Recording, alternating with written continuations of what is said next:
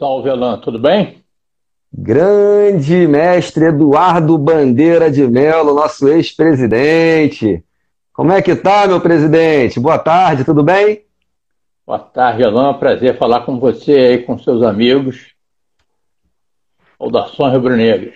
Saudações rubro-negras. Te agradecer primeiramente aí pela disponibilidade e por nos conceder essa honra. Sei que essa agenda aí é um pouquinho cheia, né?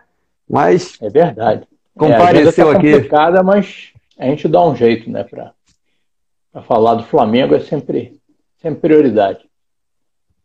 Então, nossas lives aqui são totalmente imparciais, sem clubismo. A gente traça um script, a gente vai fazendo as perguntas e só vai de bate pronto aí mandando pra gente, como o senhor já conhece mais ou menos o trabalho como que é. Aí eu separei umas perguntas aqui, quando o senhor estiver pronto aí, Manda brasa. só Vamos pode lá. mandar brasa? Claro. Então vamos embora. Primeiramente saudar todos os presentes aí, em nome também do senhor Eduardo Bandeira de Mello aí, todos que estão prestigiando essa live hoje. Desde já um agradecimento, que agora a gente vai começar aqui, ó, firme aqui. Ó o copo do homem. Ah, moleque! Aí, é rubro-negro. Saúde, saúde. Então, vamos nessa. Mestre, conta um pouquinho da sua infância. A galera gosta muito de saber por onde que foi. E conta pra E nós por aí, quanto tempo? era muito levado? Era muito levado? Nada, eu era um menino quietinho. Não, mas eu fui criado, né? Sou carioca, fui criado ali na Tijuca. Estudei no colégio de aplicação ali da UERJ, que na época era o EG, né? Eu sou tão velho que ainda sou do tempo do estado da Guanabara. E morava na Tijuca, então perto do Maracanã. E isso daí me possibilitava estar sempre lá para ver o Mengão jogar. Se bem que eu vi os jogos do Flamengo também fora do Maracanã, né? Pelos subúrbios do Rio, principalmente os jogos da base, né? Que muitas vezes não eram no Maracanã, então eu rodava aí, pegava três conduções saindo lá da usina e tal para ver o Flamengo jogar em Conselheiro Galvão, Teixeira de Castro, Ítalo Del Cima, Rua Bariri. Conheci vamos dizer, a zona suburbana do Rio toda graças ao Flamengo. Rapaz, resumindo, era um molecote fanático pra caramba, né? Tava em todas, né? Não, isso aí, eu não tenho nenhum mérito em ser Flamengo, né? Eu já nasci numa família de rubro-negros, então já estava cercado de rubro-negros por todos os lados. Eu sou o mais velho de cinco, né? E aí eu carregava meus irmãos menores também comigo, né? Às vezes, eu lembro de uma vez que a gente foi ver um jogo do Juvenil, que na época não se falava juniores, né? Mas fomos ver um jogo do Juvenil do Flamengo lá na Rua Bariri, Flamengo e Olaria, num sábado à tarde. E as únicas bandeiras do Flamengo no estádio eram as nossas, eu e meus dois irmãos. E aí o time, quando entrou em campo, veio cumprimentar a gente, né? Isso é muita honra, né? Pô, Jogava muito, né, Zanata, cara? Chiquinho do Leblon, Washington, Caramba. 68, isso, 1968. Rapaz, tem história pra contar esse homem. Mas me diz uma 2-0, coisa, uma você porcaria. chegou a fazer parte de alguma torcida? Alguma organizada ou Não, não? não. Eu sempre fui da torcida desorganizada, né? E eu gostava de ficar. Eu sempre fiquei ali no meio do campo, né? Onde hoje é o setor leste superior, né? Que eu continuo lá, né? Mas antigamente eram as arquibancadas brancas, né? E antes de ter arquibancada branca, quando era tudo uma arquibancada só, apesar de em jogos diurnos ali ficar muito sol, eu sempre gostei de ir lá, que além de você ver o Flamengo jogar, você via o espetáculo das torcidas organizadas, né? Eu sempre gostei muito das torcidas, né? De ver aquela bagunça, né? Aquele espetáculo, né? Mas preferia ficar longe, que é até para poder ver o jogo melhor, né? Para não ficar ninguém levantando na minha frente. Eu sempre fui meio chato com essas coisas, né? Quando o jogo começa, eu fico lá e fico com os olhos vidrados até terminar. Pensou em ser jogador de futebol? E quem era seu ídolo de infância? Mas eu não cheguei nem a pensar em ser jogador de futebol, porque eu sempre gostei muito de jogar bola, mas eu sempre fui muito ruim, né? Então, eu era Era mesmo, mas muito ruim mesmo, muito ruim. Nem pra zaga não dava, não? Eu era lateral direito. É mesmo? Mas, mas quer dizer, quando a gente jogava 11 contra 11, né? Eu era lateral direito. Mas quando a gente jogava salão, ou então a peladinha de 4 contra 4, que era lá no campinho, lá que tinha no quintal da minha casa mesmo, aí não tinha posição definida, né? Eu sempre fui muito batalhador, raçudo, corria muito, mas categoria mesmo, né? Isso que você vê hoje o Everton Ribeiro fazer, por exemplo, eu nem sonhava em fazer. E olha que eu jogava na minha pelada, eu morava na usina, ali perto do Morro do Borel. Quem é mais velho deve lembrar do Carlos Alberto Pintinho, que jogou no Fluminense, na seleção brasileira. Ele jogava as peladas com a gente lá. Então, não era por falta de um bom espelho, né, que eu deixei de ser um craque, né? Que tinha um craque jogando ali do meu lado, Ao mas lado ali, né? eu fiquei longe disso. Ali perto da Meu ídolo era Rua São Miguel ali, Rua São Miguel. Ali a terra na é minha boa, hein? casa dava fundos para São Miguel. Isso aí. Você morou ali também? Não, mas eu conheço bem ali também. Então, Já eu rodei um morava ali. bocado aí. E o meu ídolo no Flamengo na época, nos anos 60, era o Murilo, lateral direito. Que era lateral direito como eu, né? Então, o Murilo era o típico jogador raçudo, né? Que, para quem não tinha bola perdida, foi o precursor dos laterais direitos ofensivos. Às vezes o time estava perdendo, ele se mandava lá para frente. Né? DNA rubro-negro. Tinha aquele DNA, né? Aquela coisa, né? DNA Aquela mística. rubro-negro. O Murilo hoje está morando em Friburgo, fez 80 anos outro dia aí. Ele é de Anchieta, né?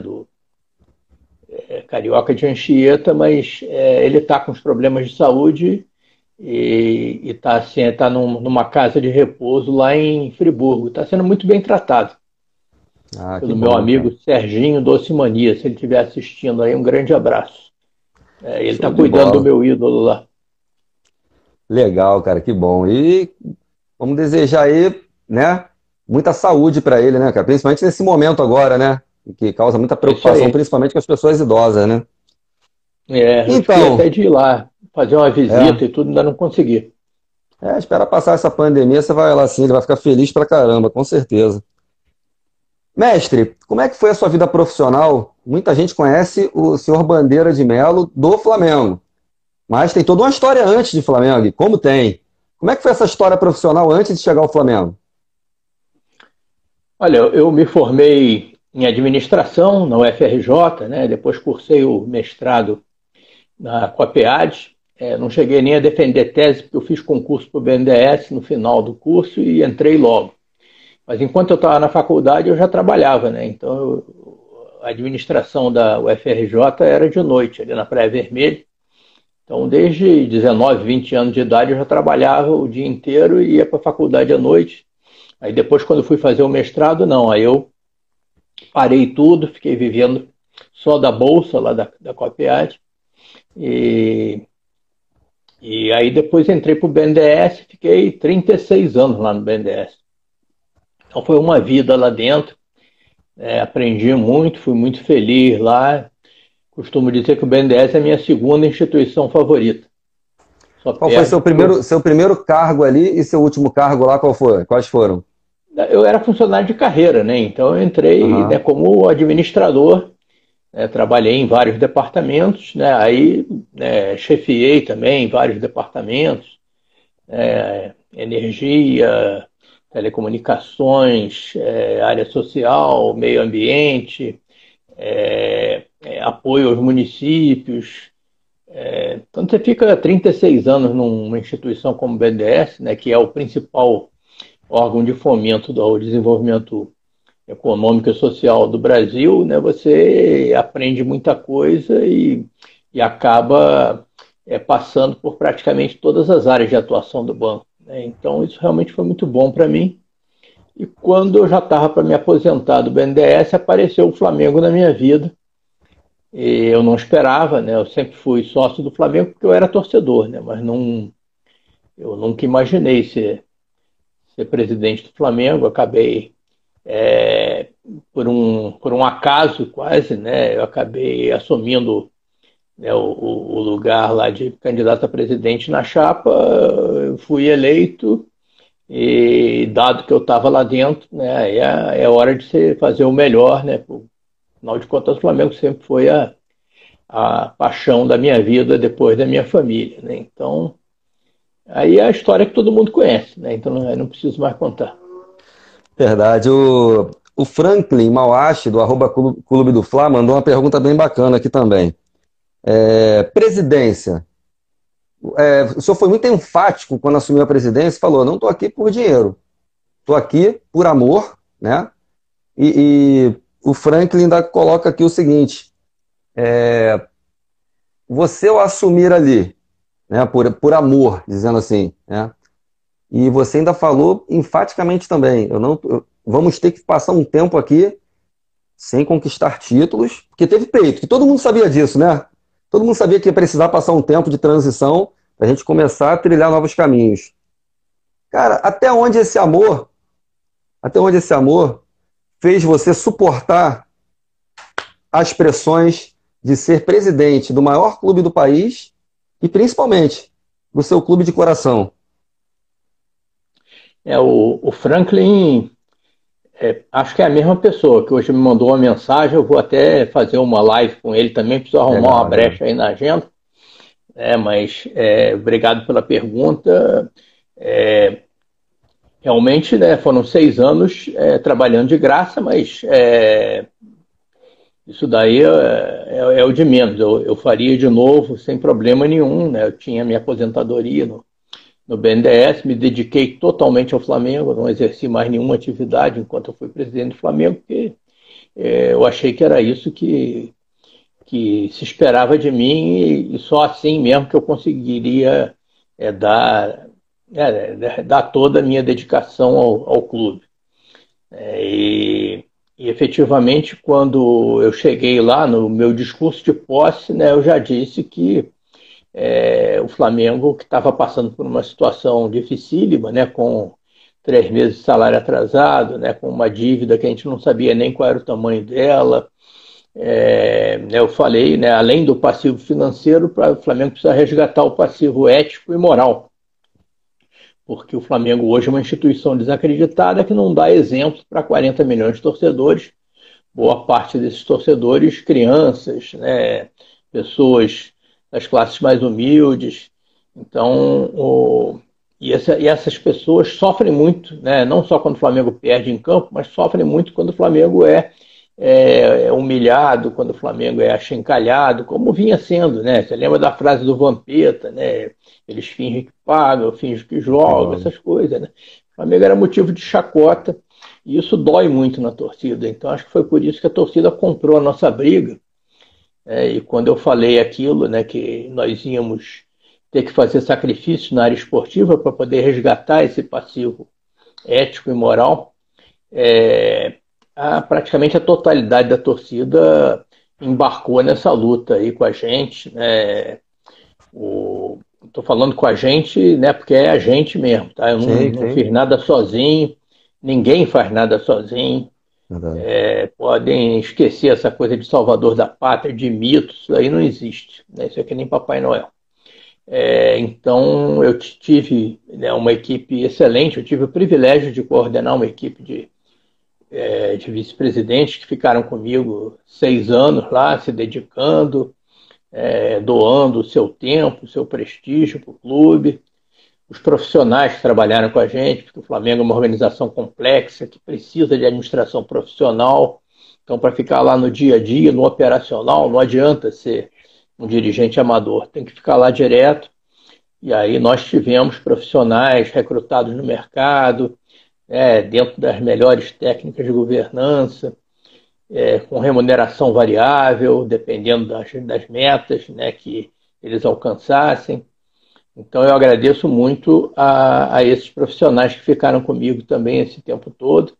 e agradeço principalmente à nação rubro-negra, a torcida. Se não fosse o apoio da torcida, a gente não tinha conseguido. A torcida realmente comprou aí a nossa briga, a torcida foi parceira, a torcida foi de uma cumplicidade conosco, né, que eu agradeço muito e felizmente, né, a torcida sofreu 4, 5 anos lá, corremos o risco de cair para a segunda divisão, mas hoje, felizmente, ela tem orgulho do seu clube, né, que hoje é um clube cidadão, é um clube que ganha todos os prêmios de transparência, de gestão esportiva, é um exemplo positivo, né, para a sua torcida, e depois que conseguimos recuperar financeiramente o clube, né, diminuindo a dívida pela metade, multiplicando o faturamento por 4,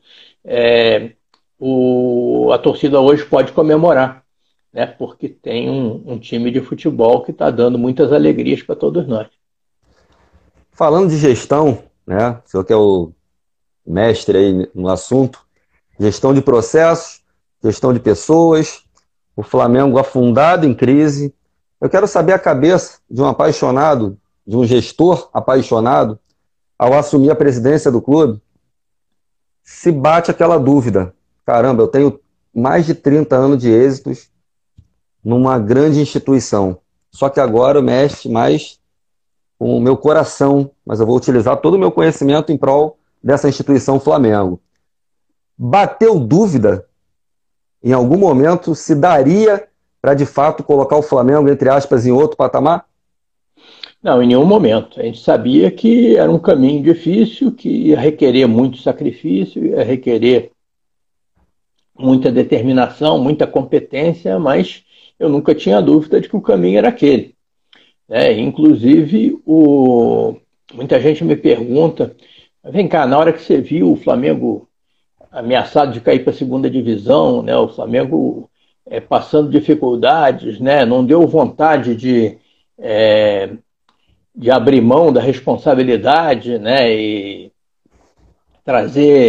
reforçar o time, né, mesmo sem condições para isso.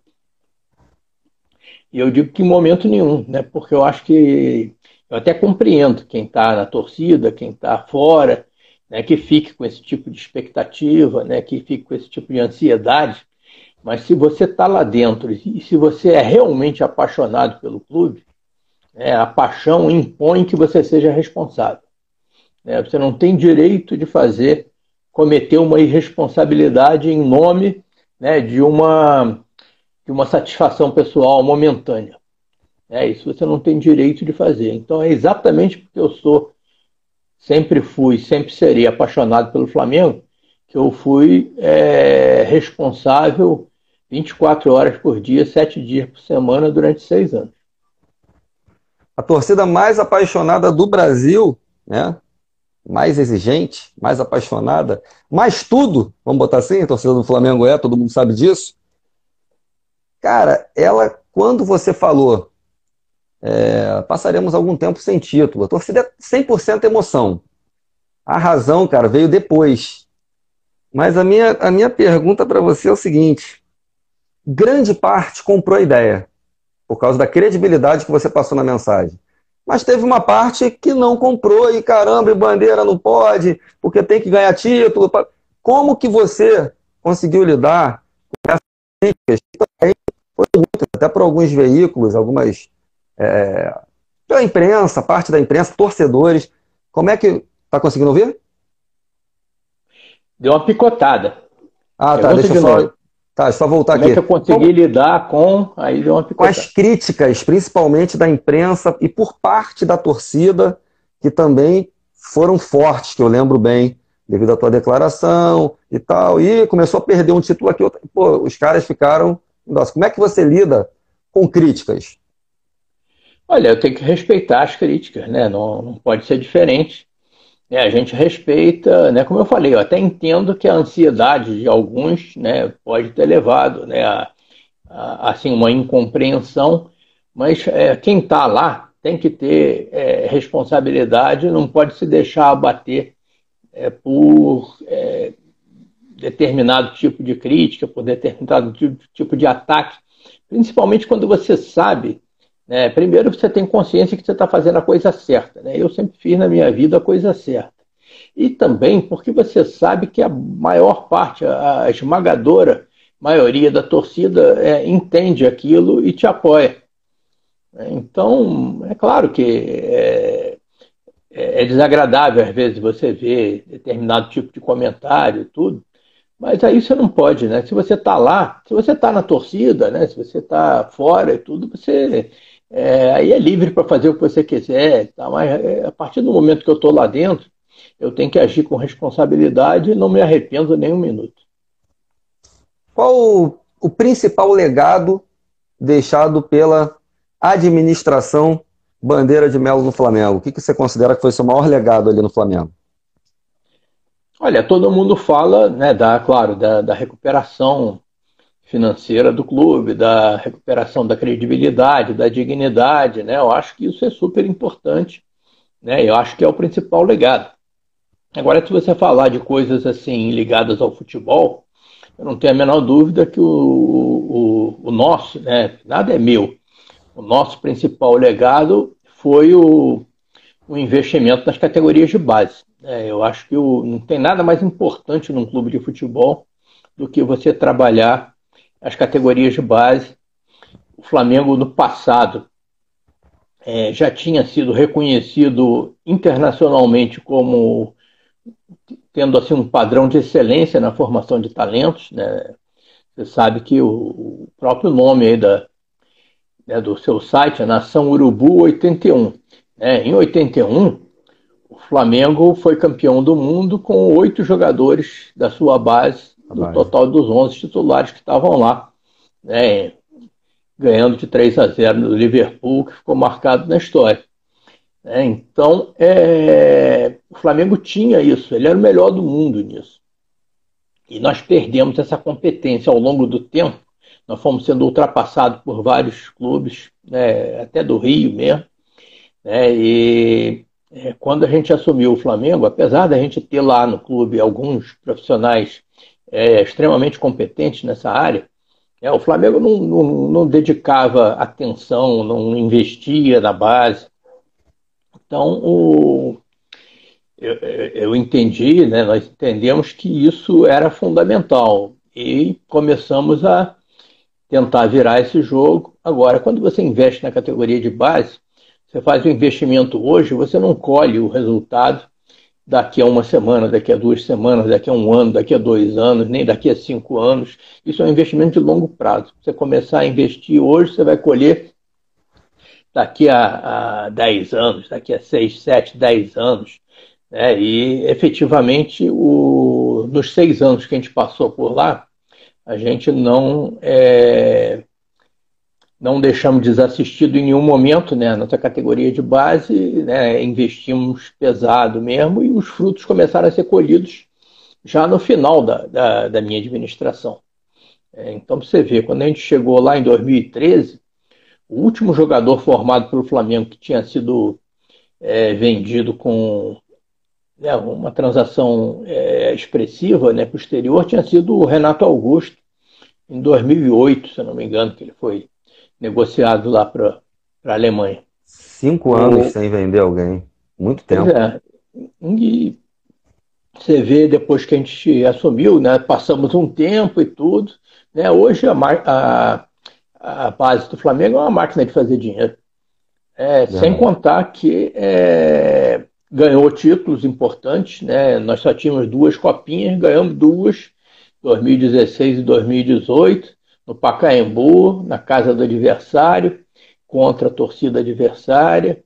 E a Copinha é o torneio assim, mais charmoso, mais importante das categorias de base do Brasil e talvez um dos mais do mundo inteiro. Então, para mim, foi excepcional ter ganho aquelas 2 copinhas e foi excepcional ver a evolução da categoria de base do Flamengo, né? Ver que hoje o Flamengo é campeão em todas as categorias, desde lá o futebol de salão, lá os meninos abaixo de 11 anos, né? Desde os 7 anos de idade e tal, até o sub-20. Né? Hoje, isso daí é uma coisa que vai ficar por muito tempo, né? Se os atuais e futuros administradores do Flamengo mantiverem esse tipo de prioridade, você pode ter certeza que o Flamengo vai ser campeão de tudo durante muito tempo. Que a força do clube mesmo está na base, né? E não só investimos, né, na formação dos meninos, né? Não só trouxemos jogadores que a gente chama de meia confecção, né? Às vezes você pega um jogador já com 15, 16 anos que se destaca num outro clube e você traz e completa a formação dele no Flamengo. Não só fizemos isso, como mudamos, né, da água para o vinho, né, da água suja para o vinho de alta qualidade, as instalações dos meninos, né? Então hoje o CT dos meninos do Flamengo é um dos melhores CTs do Brasil, mesmo você considerando as equipes profissionais. O Flamengo hoje tem 2 CTs de altíssimo nível, não tinha nada, né? Só tinha um barracão. Quando chovia, os jogadores pisavam na lama para chegar lá no vestiário. E hoje em dia nós temos 2 CTs maravilhosos, assim, de primeiro mundo, né? Um para o profissional e o outro totalmente dedicado à nossa base.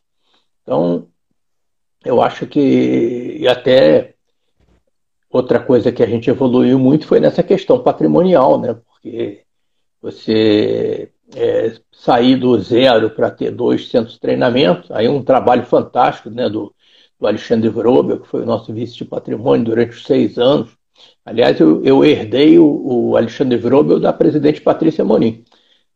Eu agradeço sempre a ela ter né, me ter legado, né, o Vrobel, e que foi assim absolutamente campeão. É o tipo do rubro-negro assim, que merece todas as homenagens. A gente não pode falar de CT, eu vou até quebrar o script e vou logo numa perguntinha lá de baixo, para a gente aproveitar o gancho. Falando em CT, não tem como a gente falar do acidente, né, do incêndio que houve lá e tal. O senhor deu até algumas declarações há pouco tempo, tal. O pessoal polemiza também, aumenta muito, mas eu queria saber do senhor como o senhor encara aquele ocorrido no Ninho do Urubu, naquela ocasião ali dos meninos do Ninho. Olha, aquilo ali foi a maior tragédia da história do Flamengo. Né? Nós vamos fazer 125 anos de história agora, né? E nunca tivemos nada tão triste, tão trágico, tão vergonhoso, né, como aquele incêndio que matou aquelas crianças. Eu já não era mais presidente do clube, não quero ficar especulando aí sobre as razões, acho que isso aí a gente tem que deixar a critério aí das autoridades, né? Mas o fato é que foi uma coisa muito triste. Eu não consigo imaginar assim, a dor dos pais, dos parentes, dos irmãos, né, que perderam essas crianças nessa idade e daquela maneira, né? Então, eu acho que nada pode pagar o sofrimento dessas famílias. Eu acho que o Flamengo teria que estar fazendo todo o esforço do mundo para reparar aí essas famílias. O que eu posso dizer sobre isso, né, sobre esse episódio é isso, né, respeitar aí as investigações e assim como eu falei que desde criança eu gosto de ver a base do Flamengo, né, e todo o sacrifício que nós fizemos para eles terem as instalações em boas condições e deixamos os 2 CT prontos já, e a base, o Sub-17 do Flamengo já ocupando o CT novo, né, em dezembro de 2018, antes de eu sair. Apesar disso, o que fica mesmo quando a gente pensa nisso é a dor das famílias. Não tem nada mais importante do que isso. Aquela setorização onde os meninos, você deve conhecer bem, onde os meninos dormiam ali, aquilo já era um projeto do Ninho do Urubu ou aquilo ali veio depois? Como é que era aquilo? O local ali, os containers. Era tipo uns containers, é isso? Na realidade são alojamentos chamados de módulos habitacionais, que são os mesmos alojamentos que são usados por exemplo, nas escolas do amanhã, nas unidades de pronto atendimento da prefeitura, nas clínicas de saúde da família. Até o alojamento do Corpo de Bombeiros é do mesmo padrão. Tá? Então não existia nada de inadequado ali.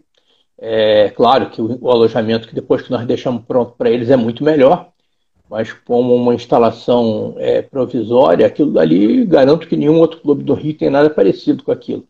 Agora que você precisa, então não tem nada de errado com a concepção dos alojamentos. Você precisa ver exatamente o que aconteceu, né, para ter causado o incêndio. Eu imagino que tenha sido alguma coisa imponderável. É claro que não imagino que ninguém. É absolutamente impensável, né, que haja qualquer tipo de dolo por parte de quem quer que seja. Não acredito nisso, mas temos que aguardar aí as investigações, mas com certeza não foi a concepção dos alojamentos. Você vê, recentemente houve vários incêndios no Rio de Janeiro, e nenhum deles em alojamentos do tipo, né, do que era o do Flamengo. Né? Você teve lá o Museu da Quinta da Boa Vista, teve o Hospital Badinho, o Hospital Lourenço Jorge, né? Em São Paulo teve lá o Museu da Língua Portuguesa. Isso aí é uma coisa, é uma tragédia, e tudo tem que ser apurado, né? Principalmente para que se aprenda e esse tipo de coisa não aconteça de novo. Qual é o maior ônus? Bônus, você já falou até alguns, mas ônus de ser o presidente do tamanho de uma instituição igual o Flamengo, cara? Olha, eu não me arrependo de nada. Se tivesse que começar de novo, eu começaria, né? Minha paixão pelo Flamengo supera qualquer coisa. Agora, é claro que de vez em quando você tem uns aborrecimentos. Os maiores aborrecimentos que eu tive foram depois que eu deixei a presidência do Flamengo, né? Tudo isso que você deve estar acompanhando aí, isso realmente afeta muito, né? Principalmente a família e tudo, mas eu acho que faz parte do script, né? E vamos tocar em frente aí, sem nenhum problema. Se você pudesse voltar no período da sua administração, tem algo que você hoje faria diferente? Essa é uma pergunta que eu sempre respondo igual, né? Tem uma coisa que eu acho que nós não fizemos bem, foi o excessivo turnover, né? As mudanças constantes de treinadores. Eu acho que a gente poderia ter tido mais paciência com alguns treinadores. Acho que isso é um problema que não é só do Flamengo. Acho que é um problema cultural do futebol brasileiro. Mas acho que isso tem... E tem um monte de gente que contribui para isso, né? Acho que acaba que a pressão às vezes se torna irresistível, porque aí entra imprensa, entra torcida, e acaba que isso afeta a parte psicológica lá do treinador. E aí, bom, tem uma série de coisas, mas eu acho que não só o Flamengo, mas como a grande maioria dos clubes brasileiros deveria se esforçar para não para evitar essas tentações de mudanças constantes de treinador.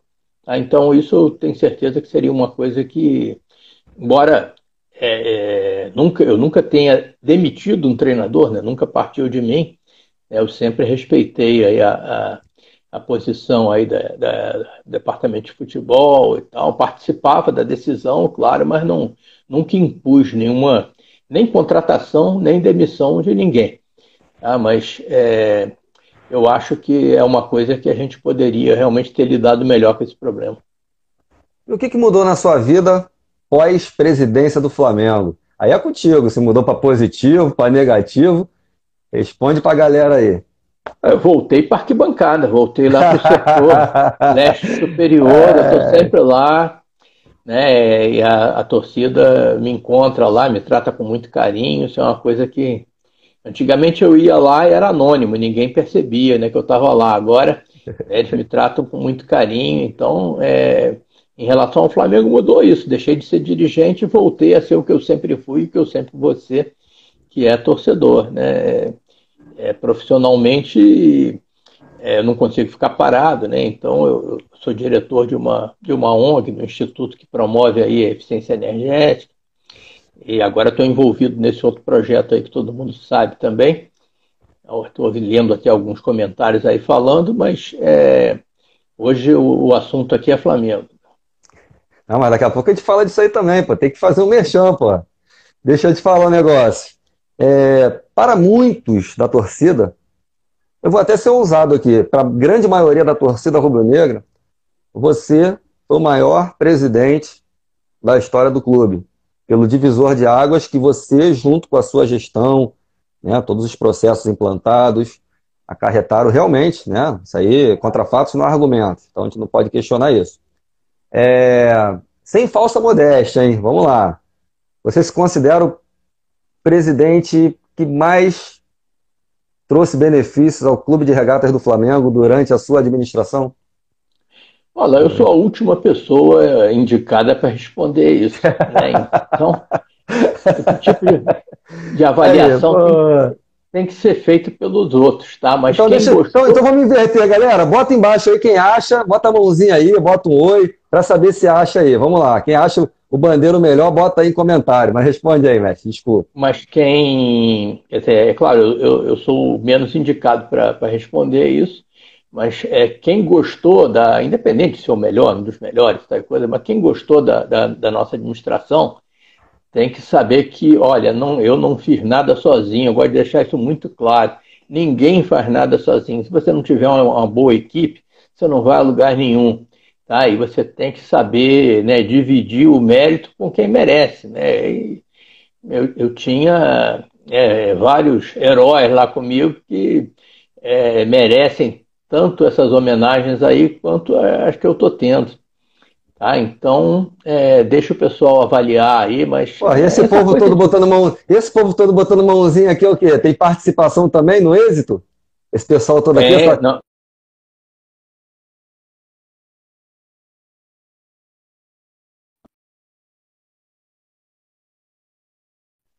Ih, deu uma pausa aqui, mas voltou. Estão me ligando aqui. O pessoal está emocionado. Aí essa galera tem a ver com êxito também? Essa nação, todo mundo? Caraca, o principal mérito é deles. Cansei de ver aí o Flamengo lá embaixo, 18º, 19º e tal, e as pessoas me paravam, não, presidente, é isso mesmo e tal. Tem que pagar as dívidas, tem que ser responsável. Um dos maiores títulos que um clube pode ter é essa coisa, é o reconhecimento de ser um clube cidadão, de ser um clube correto, é um clube transparente, é um clube que não fica sendo motivo de chacota como o Flamengo era antes. Né? E com isso, né, acaba que as coisas melhoram no futebol. Né? Você vê que em 2013, né, ganhamos a Copa do Brasil e tal, né, mas um torneio mata-mata. Mas o futebol do Flamengo foi melhorando muito ao longo do tempo. Aquela coisa da Libertadores, qualquer dia eu estou aí, acabou, porque Libertadores todo dia a gente estava lá. Verdade, cara. Então, em 2016 chegamos em terceiro lugar, em 2018 chegamos em segundo, né? Em 2017 classificamos para a fase de grupo da Libertadores. Batemos na trave, né? Fomos vice na Copa do Brasil em 2017 na decisão por pênalti. Fomos vice na Sul-Americana por causa de um pênalti mal marcado naquela final. Verdade. Né? Claro, mas a gente fazendo a coisa certa sabe que um dia vai chegar lá. E aí eu acho que a atual administração foi muito bem nas contratações, né? Então já tinha um elenco de peso que nós deixamos lá, mas as contratações que foram feitas foram muito boas, decisivas, né? E a gente conseguiu chegar aí aos títulos, né? Ganhamos lá o nosso hepta, tão sonhado, né? E fomos campeões da Libertadores, quase que a gente fatura o Liverpool de novo para ficar marcado na história mais uma vez. Cara. Mas a gente vai chegar lá. Vamos sim, tenho certeza disso, absoluto. Então, você como grande administrador que é, a torcida ficou um pouco apavorada aí, né? Recentemente, porque chegou a pandemia, junto com isso se instala uma crise, é inevitável, né? A questão toda é que o Flamengo teve demissões em massa questão de empréstimos, que saiu também na mídia e tal, assim como saída de alguns patrocinadores, como chegada de outros patrocinadores. Isso é sintoma de pandemia ou isso é sinal de alerta, administrativamente falando? Olha, a pandemia, ela afetou todo mundo, não só os clubes de futebol, não só o Flamengo. Claro que o Flamengo vai sofrer com a pandemia, mas os outros clubes com certeza vão sofrer mais, porque o Flamengo pelo menos estava capitalizado, estava bem administrado, estava com o seu passivo controlado. Mas não só o futebol, né? Todas as empresas, todas as administrações municipais, estaduais, governo federal, no Brasil, no mundo inteiro, todo mundo vai sofrer com a pandemia. E o Flamengo não é diferente. Então, essa coisa de... Eu também não vou me aproveitar disso, né, para fazer proselitismo político, né? Então, eu acho que ano passado o Flamengo já teve um aumento do endividamento. Mas eu acho que é uma coisa que é do jogo, né? Foi aplicado no reforço do time de futebol e eu não tenho nenhum preconceito contra aumento de endividamento, desde que você se planeje para corrigir isso mais na frente. E esse ano também eu acho que está havendo um aumento do endividamento também para fazer frente a essa frustração de receita que está havendo aí no caso da pandemia. Então, eu não vejo nenhum sinal de irresponsabilidade, que é o que me preocupa, que, claro, que preocupa a todos os rubro-negros, que a irresponsabilidade volte ao clube, né? Mas, no momento, né, acho que a gente não pode acusar ninguém disso, então o que a gente tem que fazer é ajudar, tem que continuar torcendo. Quem puder manter a inscrição no sócio-torcedor, deve fazer, né, como eu mantive, né, continuo sendo sócio-torcedor, paixão mais, com 3 dependentes. Quem puder ajudar o clube no Anjo da Guarda também, como eu sempre, também desde o primeiro ano, sempre contribuí com o Anjo da Guarda.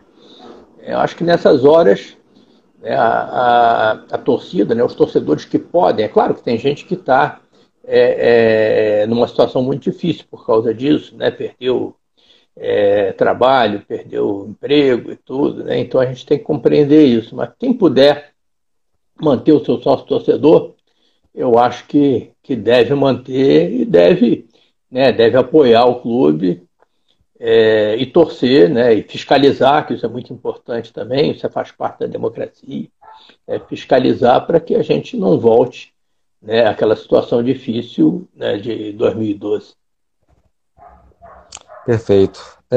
Essa questão da hegemonia que havia com uma emissora de TV, as transmissões, sempre foi assim.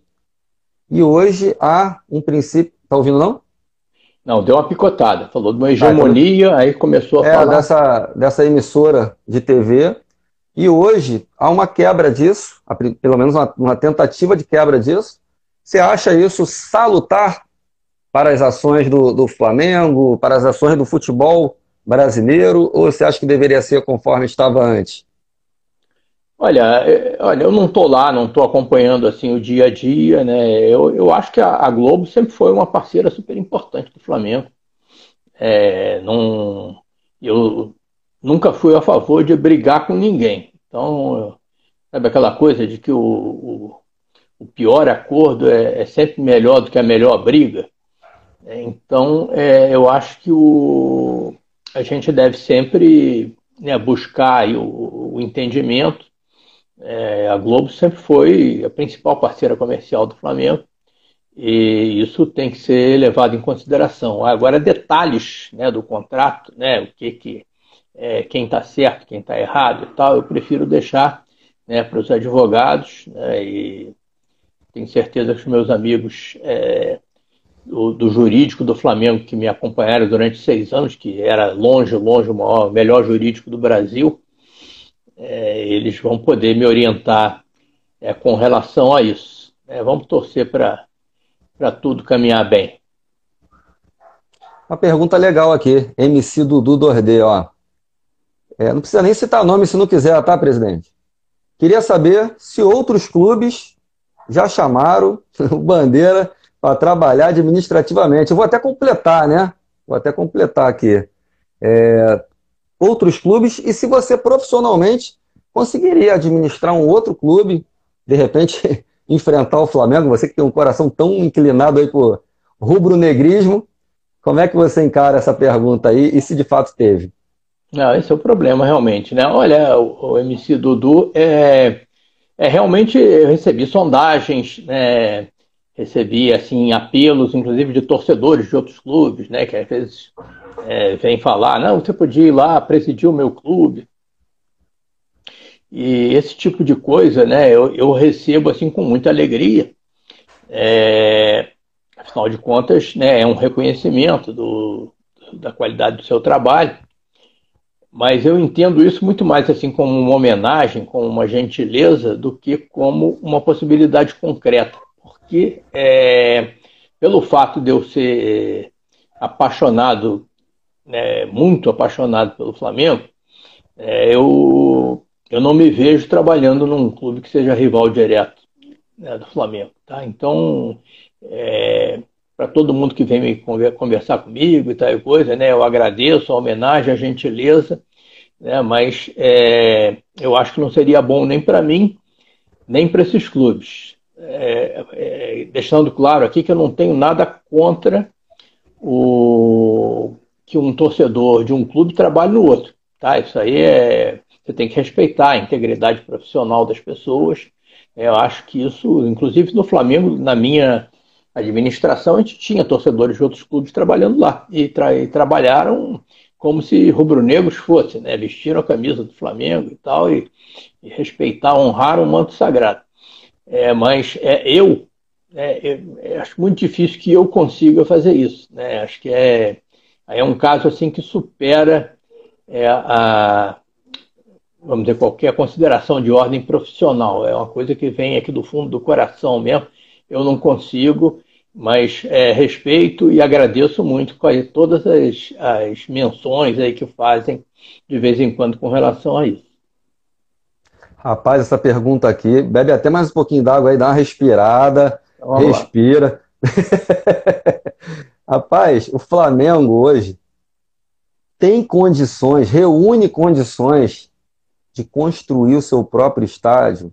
E junto com essa pergunta vem uma outra mais bananosa ainda, pior ainda. O Flamengo construindo o seu próprio estádio. O Maracanã vai à falência, cara? Iria sim, mas não à falência, porque ele pertence ao estado do Rio de Janeiro, né? Então, mas o que eu acho sobre o estádio do Flamengo?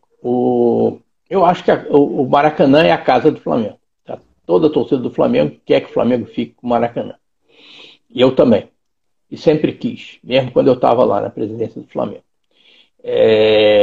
Só que para o Flamengo ficar com o Maracanã, ele precisa ter condições que garantam segurança jurídica e econômica para ele ficar lá. Então ele precisa ser o concessionário do Maracanã. O Maracanã pertence ao governo do estado do Rio de Janeiro, mas ele pode ser cedido por concessão para um clube, para dois clubes, para uma empresa.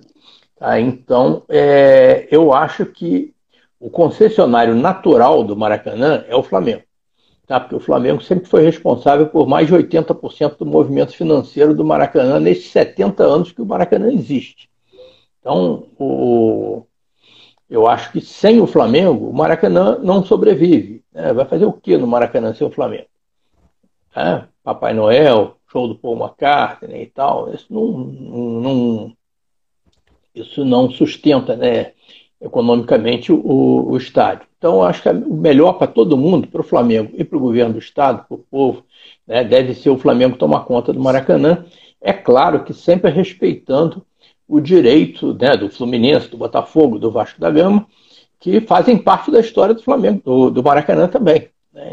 Então, eu acho que o Flamengo, sendo o concessionário, ele deve garantir, e isso pode estar previsto no edital de concessão, por exemplo, que os outros grandes clubes do Rio terão a possibilidade de jogar lá a um preço justo. né, que não vai ser nenhum preço extorsivo, nem vai ser subsidiado. Então, isso eu acho perfeitamente possível. Agora, por que que na nossa administração nós buscamos uma solução alternativa? Porque o Maracanã nunca teve disponível, né? Então, quando a gente assumiu em 2013, ia ter a Copa das Confederações, depois aí para a Copa do Mundo em 2014, depois volta rapidinho, depois para de novo para a Olimpíada, e aí você tinha lá o consórcio Maracanã, que era administrado pela Odebrecht, né? Tinham algumas empresas aventureiras querendo aí assumir o Maracanã para poder explorar o Flamengo. Esse tipo de coisa a gente nunca admitiu. Então, eu cheguei a propor lá para o governador Pezão, na época, né, que o Flamengo assumisse o Maracanã, que ele fizesse uma licitação, né, uma licitação que fosse transparente, né, que todo mundo pudesse participar, e o Flamengo se candidataria e assumiria o Maracanã. Mas, infelizmente, né, ele nunca quis, e isso só veio acontecer agora, né, em 2019, já no novo governo. Então, por isso que eu acho que o Flamengo deve ter sempre uma carta na manga. Porque se um dia aparecer um governo, né, ou uma empresa que queira ficar com o Maracanã e obrigar o Flamengo a jogar lá em condições que não sejam as melhores para nós vamos ter sempre, e hoje o Flamengo tem condições financeiras para isso, para comprar um terreno e construir um estádio. Isso, para o Flamengo, não é nenhuma impossibilidade isso. Agora, acho que seria péssimo para o Rio de Janeiro, porque você tem um complexo esportivo do tamanho do Maracanã que ia ficar subutilizado, isso ninguém quer. De tudo que o senhor falou, eu peguei uma frase aqui. Se o Flamengo quiser, ele hoje pode sim pegar um terreno e construir. Então o Flamengo hoje reúne essas condições de ter um estádio próprio. Não tenha dúvida disso. Podemos comprar um terreno e alavancar recursos para construir o estádio. Mas eu acho que o ideal seria a gente assumir o Maracanã e usar esse recurso para fazer os investimentos que o Maracanã precisa. O Flamengo tiver 30, 35 anos de concessão, ele vai ter segurança jurídica, vai ter expectativa de fluxo de caixa para fazer os investimentos que o Maracanã precisa para ficar melhor ainda para a nação rubro-negra. Quem trabalha com gestão sabe que é um processo de médio para longo prazo. É um processo cheio de altos e baixos, porém, se for de uma forma processual, a gente sempre vai ter uma crescente. A pergunta técnica, né? Vou falar de Flamengo, mas a pergunta técnica para um gestor responder. Você acha que o Flamengo hoje ele dá continuidade ao processo de gestão implantado na administração do senhor Bandeira de Melo, ou você acha que foi implantada uma nova metodologia, ou você desconhece o processo hoje que há dentro do Flamengo? Olha, por todas as razões que vocês estão cansados de conhecer, eu evito participar da política do Flamengo. Eu praticamente não vou lá à sede da Gávea. As poucas vezes que eu vou lá é para retirar meus ingressos lá, né, porque eu sou sócio torcedor. Muitas vezes você não pode usar o cartão, você tem que trocar os ingressos. E aí eu tenho que ir lá à Gávea, eu faço isso. Mas eu não estou participando da política, não estou participando dos conselhos, embora eu seja conselheiro. Então eu prefiro assim não comentar assim, os detalhes. Tá? Eu tenho vários amigos que fazem parte dos conselhos. Eu tenho certeza que se tiver alguma coisa muito grave, eles vão me contar. O que eu torço, né, e que eu acho que a torcida do Flamengo e os sócios do Flamengo devem fiscalizar e se certificar sempre é de que os princípios, né, de profissionalismo, de responsabilidade sejam mantidos, né, que não haja nenhum tipo de tomar lá da cá, de pessoas sendo nomeadas para cargos, seja remunerados, seja não remunerados por razões políticas, esse tipo de coisa, né, eu acho muito desagradável. Então eu acho que a torcida deve ficar atenta a esse tipo de coisa, mas pelo menos no do ponto de vista de finanças, né, eu não estou vendo nada que ameace vamos dizer, a situação que nós deixamos lá em 2018. Hoje, na administração do Landim, você acha que para dar continuidade, sempre ventilam que o Marcos Braz possa vir na próxima administração, mas é só especulação, não tem nada de oficial, nada. Você acha que hoje é um caminho para dar continuidade a essa administração atual? Alguém dessa mesma administração assumir o Clube de Regatas do Flamengo posteriormente? Ou você acha que deva haver novos ares ali para dar continuidade a essa modificação cultural de Flamengo? Olha, a única certeza que eu tenho em relação ao próximo pleito presidencial do Flamengo, né, que vai ser no ano que vem, no final do ano que vem, é que eu não estarei nele. Tá? Então, isso que eu sei.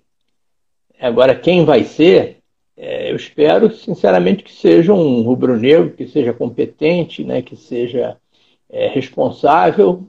E no próprio grupo político que eu participava, tem vários que eu certamente teria muita satisfação de votar neles. Tá? Mas o importante é que não são as pessoas, o importante é o Flamengo. Está nos seus planos voltar à presidência do Flamengo? E se fosse eleito, o que mudaria na instituição sobre essa gestão atual? Pô, Misha, aí tu botou o cara... Bandeira, é contigo com a Misha aí. Responde para ela aí, Bandeira. Misha, é fácil responder porque eu vou ficar só na primeira parte da pergunta. Né? Não está no meu plano. Eu já dei minha contribuição, fiquei 6 anos lá, fiz o melhor que eu pude. Né? Se eu não fiz mais, não foi por falta de dedicação, não foi por falta de vontade. Mas, sinceramente, eu não pretendo voltar à presidência do Flamengo, não. Acho que o meu lugar é na arquibancada, e de onde eu vim, para onde eu voltei, para onde lá que eu vou ficar mesmo. Tá? Então, eu vou continuar torcedor, sócio-torcedor, anjo da guarda. Vou torcer muito para que as próximas administrações do Flamengo sejam extremamente competentes, responsáveis. Tenho certeza que a Misha vai ser uma das que vai ajudar a fiscalizar isso daí, né, como grande rubro-negra que eu já vi que ela é. Mas agora acho que a minha fase aí já passou. Agora eu volto para a arquibancada. Olha que pergunta legal, Bandeira, do Eliomar. O Eliomar é muito inteligente, sempre faz perguntas também muito inteligentes. Assumiria um cargo na CBF? Legal essa, hein? Olha, Eliomar, eu não teria nada contra em princípio, mas acho que ninguém vai me querer por lá, porque eu sempre fui um crítico da governança do futebol brasileiro. Eu acho que a CBF, por exemplo, é uma entidade que a sua direção é eleita apenas pelas federações, né? A gente sabe como é que são as federações. É só ver aqui do Rio, né? O Flamengo, se juntasse Flamengo, Fluminense, Botafogo e Vasco, que tem 100% da torcida do Rio, isso não dá nem 10% da Assembleia da Federação do Rio. Então, o tipo da coisa que eu não descartaria, né, trabalhar numa entidade que congregasse todos os clubes, né, isso aí por mim não teria problema nenhum, porém a chance disso acontecer é zero, é abaixo de zero. Tá? Então, é bom nem a gente ficar pensando nisso. Repassando os aplausos aí, esse cara gosta de estragar a festa do Vasco, Bandeira. Bugica, lembra dessa fera? Opa, grande Bugica, 1989. Aí. Outro dia eu vi os 2 gols dele naquele jogo. Estragou a festa do Bebeto, cara. Esse cara, gosta de estragar a festa dos outros, né, Bandeira? Grande Bugica, um abração pro Bugica aí. Me deu uma grande alegria naquela tarde. Boa. Todos nós. Bandeira, outro tema que tem sido também totalmente especulado, tal, essa proatividade do Flamengo para que haja o retorno dos jogos. As partidas voltarem, aí foram a presidência da República, reuniões constantes com a Ferres e tal. Como você enxerga hoje o retorno do futebol mediante a esse processo novo, né, para todo mundo, que é essa tal dessa pandemia que assolou o mundo? O que você acha do futebol voltar agora? Olha, pai, eu acho que essa pandemia é a coisa mais grave que já aconteceu aí no Brasil, no Rio, no mundo e tal, desde que eu me entendo por gente.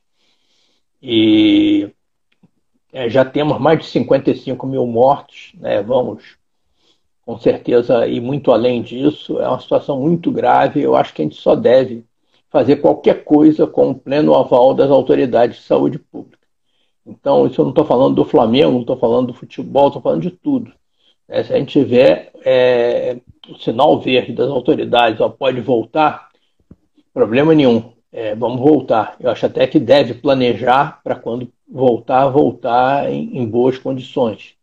Mas qualquer tipo de precipitação, qualquer tipo de forçação de barra, né, para voltar antes da hora, acho que é um desserviço e é inclusive um mau exemplo.